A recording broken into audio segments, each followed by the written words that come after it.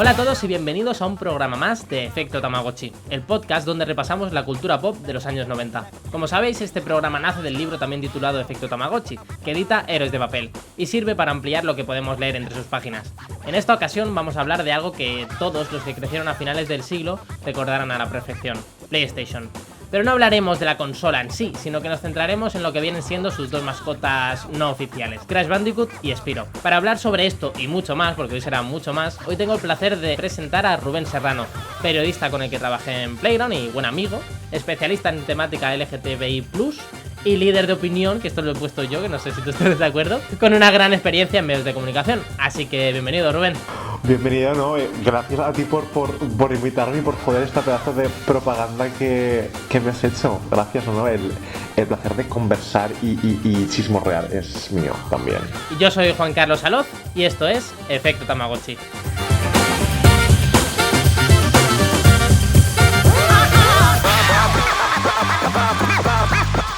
Muy bien, y antes de entrar en materia, siempre me gusta hablar un poquito de la década en sí, ¿no? De la que estamos hablando, siempre relacionándolo con la cultura pop y con lo que viene siendo el efecto Tamagotchi en sí.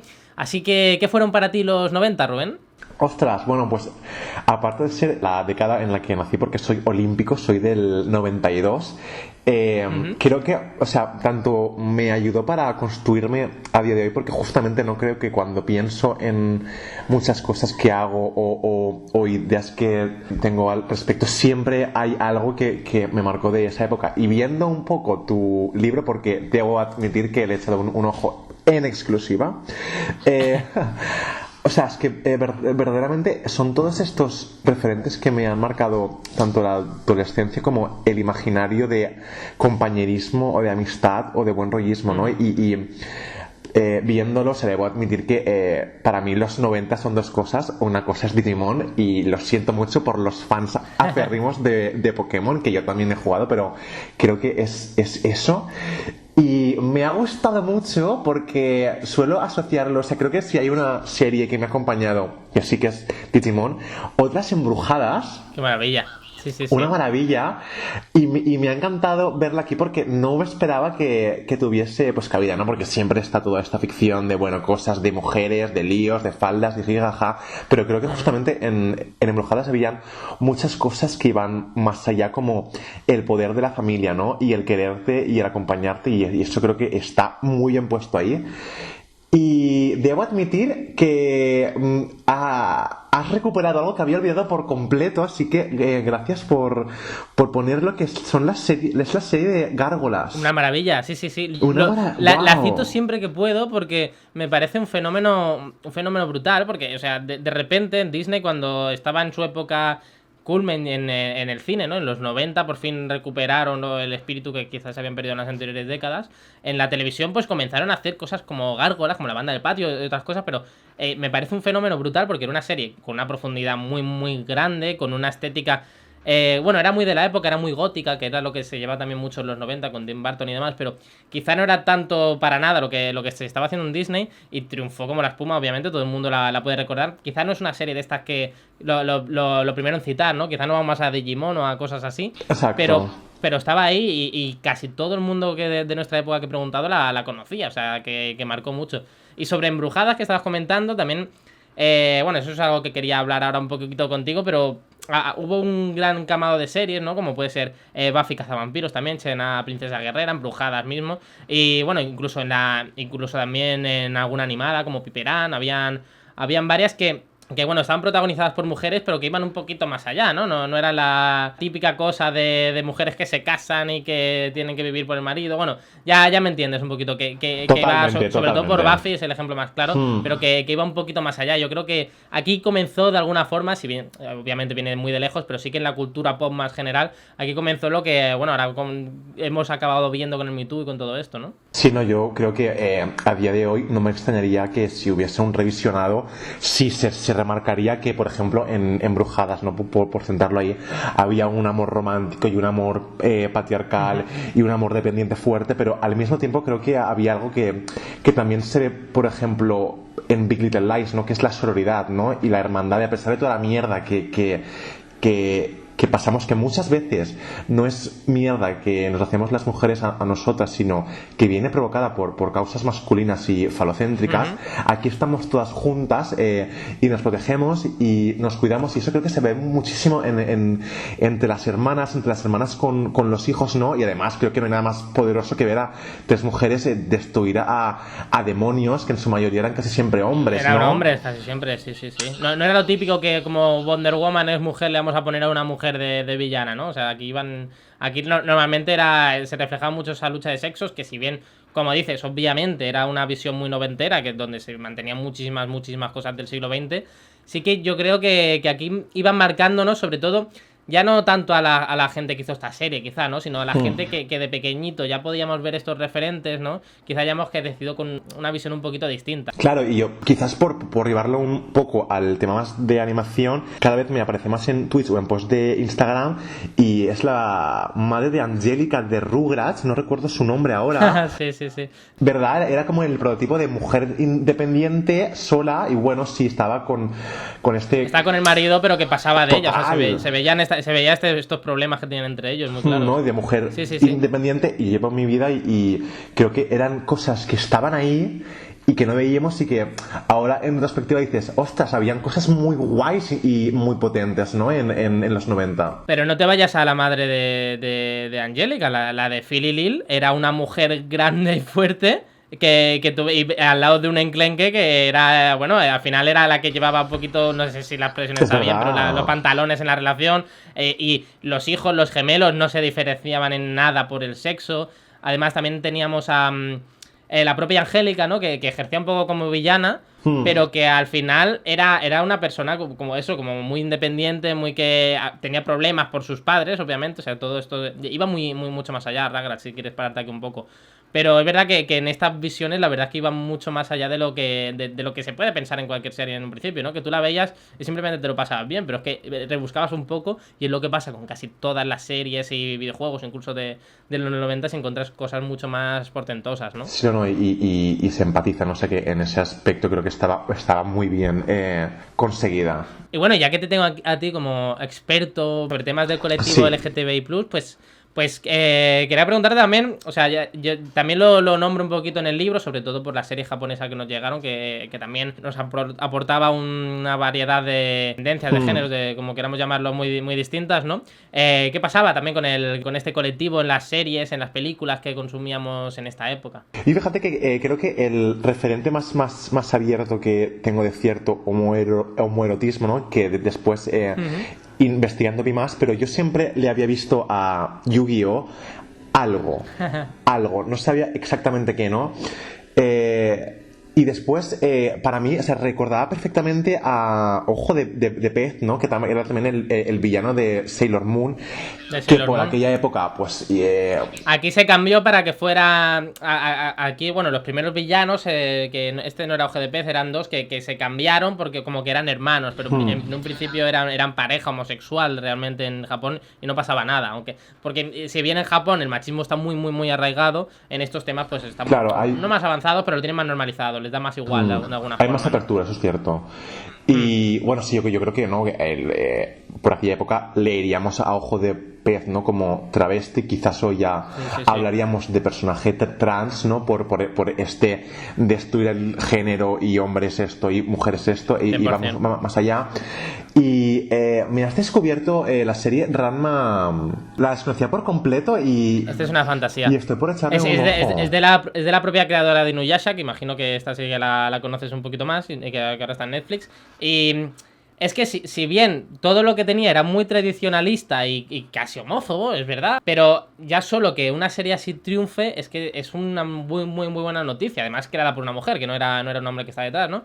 Y bueno, básicamente yo creo que ya muchos de los que nos escuchan conocen Ranma, pero bueno, era un hombre que cuando se mojaba, pues se convertía en mujer, ¿no? Por una especie de conjuro. Su padre se convertía en panda, pero bueno, cada uno tenía lo suyo, ¿no? Pero era muy guay porque se creaban relaciones homoeróticas extrañas, ¿no? Como cuando es chicas hay como especie de relaciones con chicos, o incluso cuando es chica con otras chicas. O sea, hay como cositas muy interesantes, ¿no? Porque son como dos personajes 100% distintos, que le pasan cosas casi distintas siendo la misma persona, y aunque sí se aprovechaba mucho, pues eso, con pequeños tintes homófobos que tampoco ahora tenemos que tomar como referencia, yo creo que para la gente que se viera... bueno, de hecho hay artículos, me acuerdo que vi uno en Vice hace mucho tiempo, de gente que gracias a estos referentes, pues consiguió un poquito sacar a la luz que es trans ellos mismos, ¿no? Que se lo plantearon, ¿no? Ya solo por esto yo creo que era muy buena noticia. Y todo esto nos vino por el boom japonés, porque es que aquí era prácticamente un tabú, ¿no? Hasta que empezó Siete Vidas y estas cosas en España costaba mucho. No, es que yo creo que va muchísimo por ahí, ¿no? Porque creo que al final muchas personas LGTB, ¿no? Lesbianas, gay, trans, bis, queers, no binarios, creo que esta necesidad de vernos y de verse, y en los 90 creo que aún no nos veíamos, y era un rascar por a ver dónde están, a ver dónde puede haber alguien gay o lesbiana o bi o trans con que me pueda sentir identificado, ¿no? Y creo que de aquí nace un poco el convertirlos casi como símbolos, ¿no? Porque no nos dicen que Lorca era gay en el colegio, no nos dicen que Virginia Woolf se acostaba con mujeres en el colegio, no nos dicen que Oscar Wilde terminó en la cárcel por ser gay, creo que ¿no? en el colegio nunca he escuchado citar a Virginia Woolf. Nada, aparte, ¿no? Y yo creo que, porque yo lo recuerdo, ¿no? Lo que me pasó un poco con Saint Seiya, ¿no? Con los Caballeros del Zodíaco. Hombre, pues sé que es llevarlo al extremo, pero yo veía a un caballero que era Shun, ¿no? Que además era como si tenía este perfil de afeminado, vestido de rosa, y yo verdaderamente era con el que más empatizaba y el que más me gustaba, pero porque me sentía muy cercano a su sensibilidad, ¿no? Y a su realidad y a la forma de leer el mundo. Y creo que lo que sucedió con Netflix, ¿no? Que decidieron convertir a Shun en mujer, creo que fue un error, y enorme. entiendo 100% esos comentarios de homofobia, de por qué lo habéis cambiado, porque habéis cambiado justamente a Shun, que era un icono homosexual para mucha gente, ¿no? Y lo habéis convertido en mujer, y está además esta fantasía abierta de Shun con Hyoga, ¿no? Con yoga, claro. Era un poco no te puedes cargar de esta forma una necesidad que tenemos casi de vernos. Sí, porque entiendo la idea, o sea, querían convertirlo en mujer porque no había mujeres entre los caballeros. Básicamente, que también está fatal, por supuestísimo. Pero a ver, tienes a varios, o tienes incluso, yo que sé, 1000 secundarios que puedes aprovechar si no quieres cambiar, pero da igual. Pues si quieres coger uno de los principales, es el único que no puedes coger, o sea, es lo que dices, a mí me pasaba, y a mí me daba complejo, porque me encantaba Shun, me veía identificado con él, me encantaba hasta sus colores, hasta su todo. Y era como, no puede gustarte ese porque es gay. Es como, vale, pues no me puede gustar. O sea, y te quedabas ahí. Sí que es verdad que gracias a esa apertura japonesa de muchas series que después, como hemos dicho, ya no las podemos tomar como referente, porque yo creo que ya lo hemos hasta superado gracias a quien sea.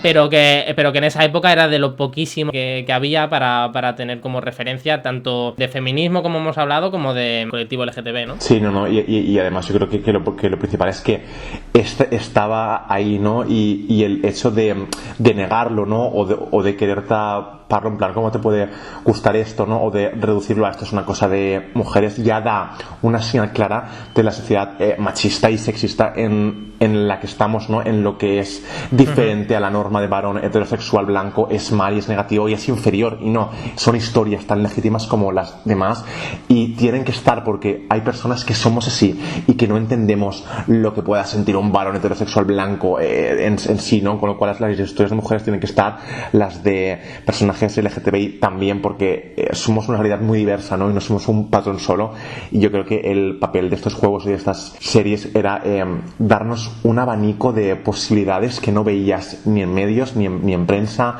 ni en... De nada. Sí, por eso algo que de lo que quise hacer con el libro también es ir un poquito más allá, ¿no? Porque sí que tiene toda la historia de lo que nos gustaba, pero también lo que he querido explicar es un poco por qué nos gustaba o por qué somos ahora como somos nuestra generación, ¿no? Que se nos ha acusado de todo, pero bueno, ya estamos curados de espanto, me parece a mí. Sobre todo a través de nuestros referentes, ¿no? Porque al final somos muchísimas cosas, somos lo que vivimos en casa, pero también somos lo que al final veíamos en la tele, jugábamos, o sea, nos pasábamos muchísimas horas delante del televisor de niños, de seres así, y eso de alguna forma pues nos influenciaba muchísimo. Y también es muy interesante, pues eso, influencias negativas, obviamente, la violencia siempre ha estado ahí, pero muchísimas otras positivas, o al menos diferentes a lo que veíamos en nuestros hogares. No, total, yo creo que fue una puerta muy importante de la que cada vez doy las gracias, porque no fui consciente hasta ahora, pasado mucho tiempo. Pero bueno, aquí hemos también venido, que no me quiero comer todo el tiempo, a hablar de Crash Bandicoot y de Spyro. A ver. A ver. Es que creo que son los dos juegos con los que más he jugado. O sea, yo recuerdo salir del instituto y del colegio y juntarme con mis amigos, o bien en la casa de mi abuela, real que sí, o en la casa de ellos cada tarde a jugar, pero a jugar en plan locamente, o sea, desde las 5 que salíamos hasta las 9, ¿no? Y merendar el sándwich con nocilla y picarnos a ver quién se pasaba esto y quién no, ¿no? Y además creo que fue también como muy integrador. Creo que también hubo una especie de ayudar a conectar entre nosotros, ¿no? O sea, creo que también está muy demonizado esta gente que está muy obsesionada con los videojuegos y que pierde el tiempo, ¿no? Y yo siempre pienso que no es el caso. Es que además conocí a mucha gente y a muchos amigos en las partidas estas. Y a mí me ayudó muchísimo, sobre todo el Crash, a socializar. Y es loquísimo, pero lo siento así, ¿no? Y le guardo como muy buen recuerdo. Y además no hacía falta ni que fuera un juego colectivo, porque el juego era individual, sí. Pero tú te ponías con tus colegas a ver quién se pasa la pantalla antes. Era muy guay, la verdad es que sí. Aunque se ha dicho mucho de que se perdió en los 90, claro, obviamente el rollo de las recreativas, que ya la gente no iba a recreativas, pero sí que nos juntábamos en casa con los amigos y demás, que quizá esto ahora con el online es de una manera distinta, no digo que peor, es distinta esa relación, ¿no? Porque es a través de pantallas. Pero sí, yo también tengo muchos recuerdos de estos en la PlayStation. Yo también jugando al FIFA también, o sea, no tiene mucho misterio. Pero con estos juegos también tengo yo una relación muy estrecha porque la PlayStation era de mi hermano mayor, esto era así. Y a lo poco que me dejaba jugar, pues yo me recuerdo sobre todo del Spyro, que jugaba muchísimo, me encantaba, me volvía loco sus colores, me volvía loco todo. Y no sé ni si me los pasaba, porque me parece que como era tan... O sea, no, era tan pequeñito, sí. Pero daba igual. Jugaba una pantallita y ya está, ya me volvía loco. O al Crash lo recuperé mucho en la GameCube, que ya salió a principios de los 2000, que fue un poco más tarde. Y me pegué unos vicios brutales, yo solo, pero es que me lo pasaba muy bien. Y sí, es un poquito los recuerdos que tenía sobre ellos. Yo creo que también eran un poco más amables, ¿no? Por decirlo así, porque sí que es cierto que yo nunca llegué a empatizar ni con juegos quizás como el Grand Theft Auto, ¿no? Que muchos de mis amigos estaban viciados, quizás ahora lo pienso y es porque había una especie de competitividad en este juego de corre rápido, ve ya, cojo este coche, mátalo, ve aquí, ve allá. Y una libertad brutal, porque es verdad que al final todo acaba matando gente y matando putas, pero tenías una libertad de poder explorar, que eso nunca se ha visto en los videojuegos, de explorar una ciudad tú solo, que era una locura. A mí me gustó muchísimo San Andreas en 2006 o así, que era un adolescente asqueroso y es una influencia malísima, esto es como él, pero también era para más de 18 y yo jugaba siendo mucho más pequeño, tampoco es culpa del juego, creo. Pero esa sensación de libertad que te daba era brutal. Sin embargo, a largo plazo no se le tiene un cariño especial a un Grand Theft Auto que haya jugado de pequeño, por más horas que le hayas echado. Tú le tienes un cariño, pues eso, a tu Spyro, a tu Crash, a tu Pokémon, a tu Mario, ¿no? Incluso a los juegos de Digimon que había. He dado una relación distinta, yo creo, con ellos, ¿no? Y sobre estos dos, pues es curioso porque fueron la respuesta de PlayStation, ¿no? De la consola, a las mascotas de Sega Nintendo, ¿no? Porque durante los 90, principios de los 90, surgió Sonic, Cierto, es verdad. Que fue el símbolo de los principios de los 90, total. Pero Sonic, de hecho, cuando lo crearon, decían que mezclaban todo lo que molaba en la época, ¿no? Le aplicaban como el rollo más de las tortugas ninja, de esa macarrería, de ese buen rollo, pero de más rebeldillos, ¿no? A este personaje. Y en PlayStation, bueno, pues fueron un pasito más allá, sobre todo con Crash Bandicoot. Y aunque no eran mascotas oficiales, porque Crash fue creado por Naughty Dog, que después hicieron de Last of Us o Uncharted, que son los mejores juegos de las últimas generaciones, y Spyro por Insomniac Games, que ahora ha hecho Spider-Man. Sí que eran las mascotas, a pesar de no ser oficiales de estas consolas, sí, con quienes establecíamos un vínculo, ¿no? Nosotros éramos ellos de alguna forma. No, y además creo que también hay como una especie de... Además, estoy como muy encantado con esta palabra, ¿no? Pero creo que había como casi un cuidado, ¿no? En plan, suena loco, pero yo no quería que a mi Spyro le pasase nada malo, ¿sabes? O sea, no quería que se muriera, no quería que lo mataran, ¿no? Y quizás también por eso no llegué a empatizar quizás tanto con el Final Fantasy, ¿no? O hasta con el Medieval, aunque debo admitir que había algo en el Medieval que me fascinaba. No sé si era la estética tétrica de su mundo casi prohibido, que no estaba en ningún otro sitio, ¿no? Y es un poco lo que tú has dicho antes, que te permitía entrar y descubrir, a ver un poco qué onda aquí abajo. Pero creo que ese cuidado que tenía con el Spyro lo recuerdo también con el Digimon Adventure, ¿no? En el que, Qué maravilla. Tenías un huevo que te reventaba, que había un... ¿Te reventaba un huevo, Rubén? Eso no me acuerdo. No, o sea, no te reventaba un huevo. Juan Carlos, por favor, Yo creo que tiene mucho que ver con el efecto Tamagotchi del que hablábamos. Sí. O sea, aunque Crash Bandicoot y Spyro no fueran como algo que nos acompañaba, sí que tiene que ver mucho con esa época en la que el Tamagotchi, Pokémon, Digimon, un poquito más tarde, todo esto fue creándonos, bueno, vínculos que también luego se podían traspasar a los animales, a lo que quisiéramos, con mascotas a las que cuidábamos, con una especie de cultura distinta, ¿no? A la que había de solo violencia, aunque tuvieran violencia en sí, nosotros por encima de todo estaba el cuidado. Yo creo que hasta se traspasaban a estos juegos, y sin ir más lejos, Spyro era el dragón más pequeñito de su manada, claro. Por eso no le petrifican al principio, ¿no? Porque se puede escabullir y tal. No es que sea un gran héroe de aventuras al que tú controles. Sí, y además está como el compañerismo, ¿no? En plan, yo recuerdo que me encantaba ir a explorar el adventure de Digimon con mi Digimon, ¿no? O sea, el que fuera era como, ¿sabes? La sensación de estoy haciendo algo compartido con un compañero, ¿no? Y eso creo que me parecía muy, muy bonito. Y sé que no es exactamente de los 90, ¿no? Ni videojuego, pero lo extrapoló después también a las viciadas que me pegaba con el Sacred para el ordenador, y sí que es cierto que tenía este punto de más violencia, ¿no? Y de más sangre y de más conseguir... un poquito más tenía, un poquito más. Pero al fin y al cabo era yo también explorando este mundo, ¿no? Y cómo lo descubría vía a través de los ojos de un personaje, ¿no? Y creo que al final está abierta casi una simbiosis entre tú y el personaje, que en Digimon o en Spyro era muy idéntica, ¿no? Porque al final tú eras un poco también Spyro y un poco Crash, en plan, bueno, a ver qué onda aquí, ¿no? Y creo que eso también es... Y vas descubriendo de alguna forma. Los dos personajes también, aunque fueron creados por estudios independientes, pertenecían a la distribuidora Universal Interactive, bueno, básicamente la división de Universal de videojuegos. Así que es curioso porque cuando crearon a Spyro, 2 años después, hablaban directamente con los creadores de Crash para hacer algo parecido y realmente...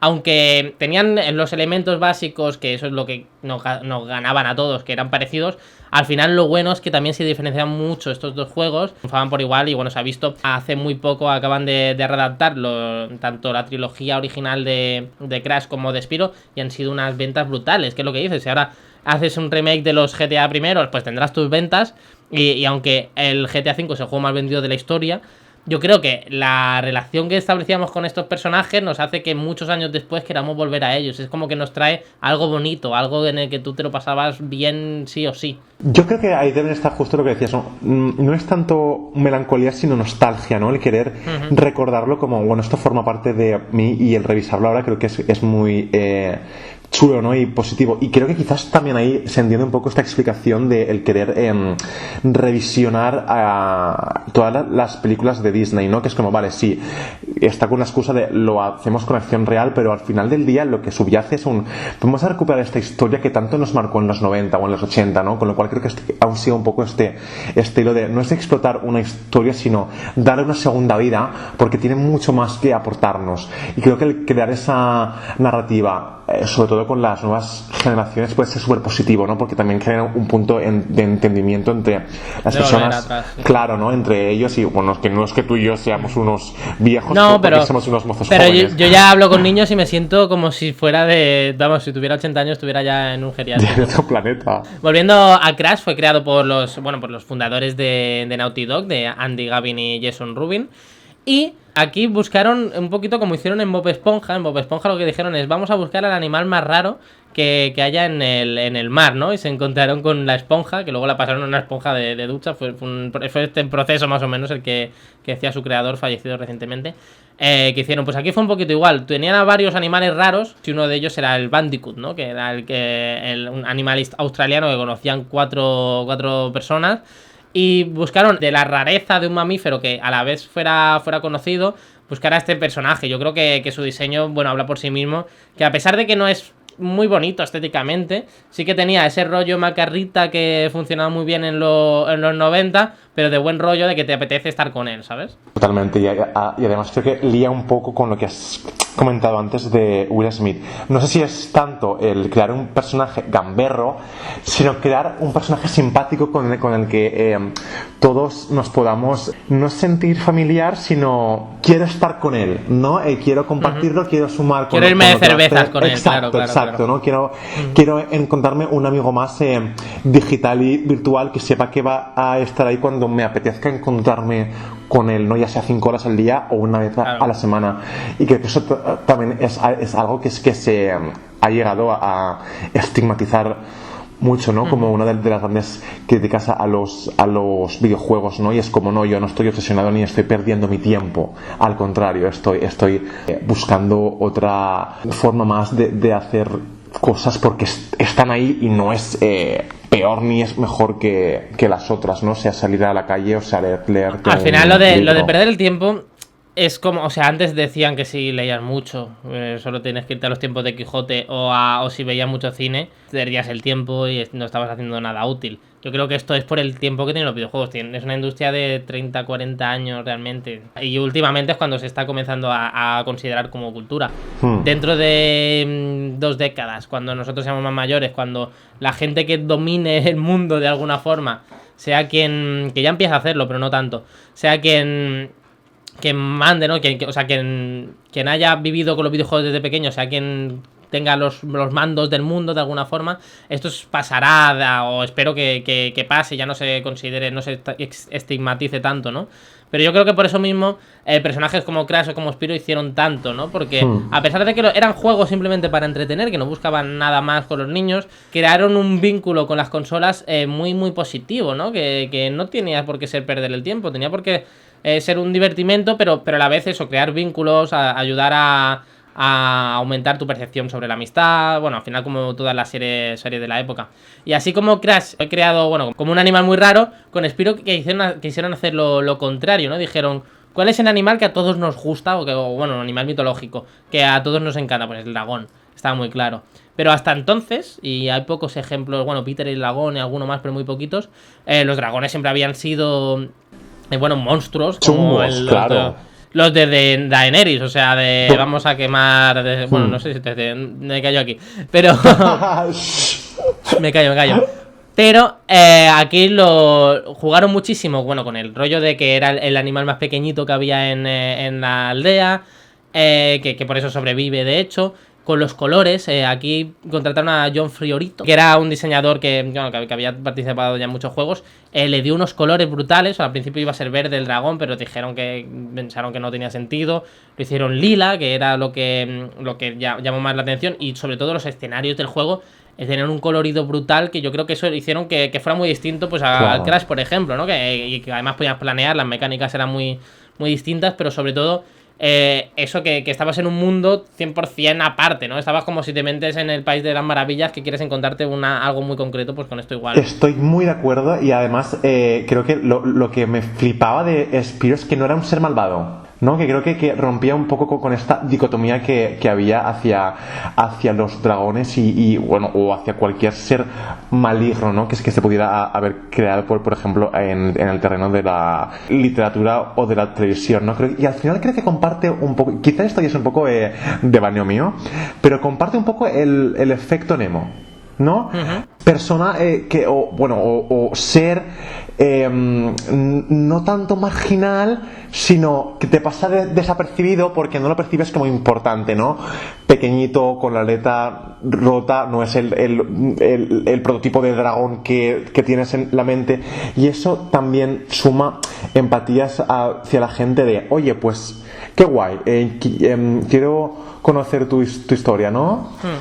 Y sobre todo con los niños, ¿no? Porque los niños al final somos pequeñitos, o sea, yo soy pequeñito, pero que no da el estirón todavía. Pero cuando era un niño todavía más, somos personas pequeñas que no tenemos todavía el desarrollo, rodeado de gente que nos tiene que decir lo que hacer y demás. Era como darle al protagonismo bueno, no era un niño exactamente, pero como a la persona pequeñita, que tú puedes lograr grandes cosas siendo lo que eres. Y por eso también gustaba tantísimo, ¿eh? Así como Crash sí que era un ser independiente, un aventurero y demás. Spiro a mí me llama más la atención por eso, porque era alguien de quien no te esperarías que lograra algo así. De hecho, es por necesidad, es el único que sobrevive en la aldea y es el que se tiene que acabar con los malos, ¿no?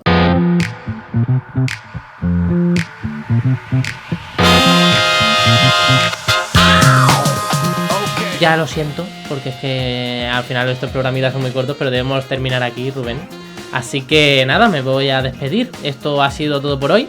Espero que hayáis entrado un poquito en las consolas llenas de polvo, ¿no? En las que os hemos introducido en este efecto Tamagotchi.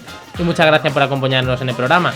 Nos vemos pronto para hablar de otro gran fenómeno de los 90. Recordad que podéis comentar que os apetece de lo que hablemos, ¿vale? No sé si os haremos caso, normalmente no, pero podéis intentarlo. Adiós, Rubén, y muchísimas gracias por estar aquí. Un placer, y a seguir tamagotcheando con este libro y con esta maravilla de persona que eres tú, JC. Oh, sí, lo mismo digo, ya lo sabes. Hasta la próxima y larga vida a los 90.